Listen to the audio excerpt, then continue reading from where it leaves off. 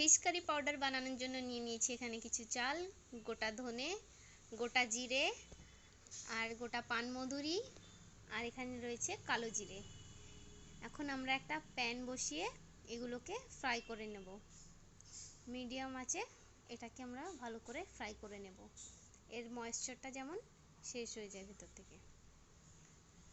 এরপরে দিয়ে নেব কিছু জিরে,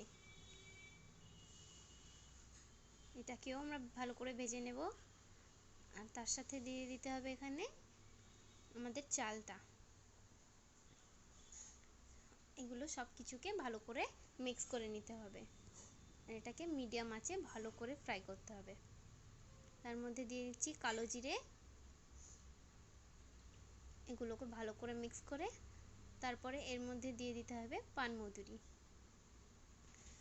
এখন এগুলো ভালো করে মিক্স করে এটাকে মিডিয়াম আঁচে খুব ভালো করে গরম করুন, যাতে একটা খুব সুন্দর একটা বাসনা আসে। আর এই গন্ধটা আসা পর্যন্ত আপনারা ফ্রাই করতে থাকুন। এখানে এটা ভাজা হয়ে গেছে, আমি এটাকে নামিয়ে নিয়েছি। এটাকে কিছু সময় ঠান্ডা করার জন্য রেখে দিয়েছি। এটা ঠান্ডা হয়ে গেলে মিক্সিতে ভরে নিলাম। আর এই যে আমাদের fish curry powder ready. Enjoy.